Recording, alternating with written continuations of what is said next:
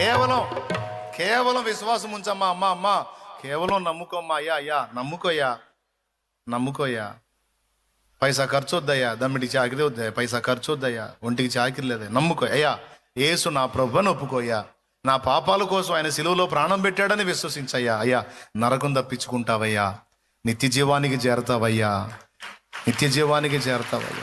తనను విశ్వసించిన వాళ్ళందరికీ నిత్య రక్షణ వాగ్దానం చేశాడయ్యా. అమ్మా తనను విశ్వసించిన వాళ్ళందరికీ నిత్య రక్షణ వాగ్దానం చేశాడమ్మా. యేసు తప్ప ఎవరు కూడా మన పాపాల కోసం ప్రాణం పెట్టలేదమ్మా. యేసు తప్ప ఎవరు కూడా మన పాపాల కోసం ప్రాణం పెట్టలేదయ్యా. రేపు మన పాపాలకు ఉత్తరం చెప్పేది యేసు ప్రభు ఒక్కడేనయ్యా. ఆయనకు మాత్రమే అధికారం ఉందయ్యా. ఇంకెవ్వరిని నమ్మినా లేదయ్యా. ఎందుకంటే వాళ్ళు ఏం చేయలేదయ్యా మన పాపాలను తీసేయటానికి. యేసైతే సిలువలో మన పాపాలు మోసాడయ్యా. మన చేతులతో మనం చేసిన పాతకాలకి ఆయన చేతుల్లో శీలలు శిక్ష పొందాడయ్యా. మన కాళ్ళతో నడిచిన చెడు నడతకు, మన తలలో ఆలోచించిన తప్పుడు ఆలోచనలకు ఆయన శిరస్సు ముళ్ళ చేత కూర్చోబడిన ఆయన పాదాలు శీలలు పొందాడయ్యా. మనం పొందాల్సినటువంటి దోష శిక్ష అంతా తన మీద వేసుకొని ఆయన పొందాడయ్యా. రేపు ఆయన చెబితే మనం చెల్లుబాటు అవుతామయ్యా, లేకపోతే తేడా పడతామయ్యా. ముఖ్యమంత్రి సంతకం పెడితే ఏదైనా చెల్లుబాటు అయినట్టు, ప్రధాని సంతకం పెడితే ఏదైనా చెల్లుబాటు అయినట్టు, రేపు యేసయ్య సంతకం పెడితేనే మనం చెల్లుబాటు అవుతామయ్యా, లేకపోతే శిక్షకు గురవుతామయ్యా. అయ్యా నమ్ముకోండి అయ్యా.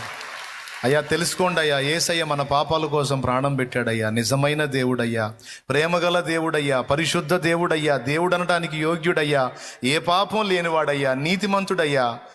పాపుల్ని నీతిమంతులుగా చేయడానికి వచ్చినోడయ్యా.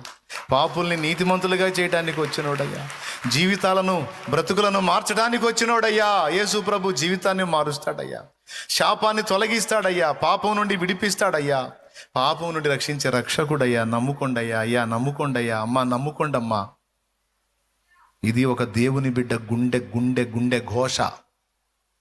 ఒక దేవుని బిడ్డ గుండె కొట్టుకునే ఘోష ఇది. ఒక దేవుని బిడ్డ కన్నీళ్ళు ఇవి.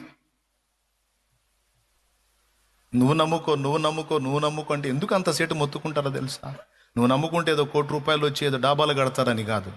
నువ్వు నమ్ముకుంటే నువ్వు శాపం నుంచి బయటపడతావు, నరకం నుంచి కాపాడబడతావు, నిత్య జీవానికి చేరతావన్న ఆశ. లేకపోతే ఎవరికేం పని అండి? మాకేం పని లేదా అయింది? మాకేం ఇంకా వేరే బాధ్యతలు ఏం పనులేం లేవా అయింది? ఎందుకు ఇంతసేటు నెత్తికి నోరేసి కొట్టుకునేది? రేపు డేంజర్ ఉంది కాబట్టి, ఉగ్రత రాబోతుంది. తప్పించుకుంటారని చెప్తున్నాం.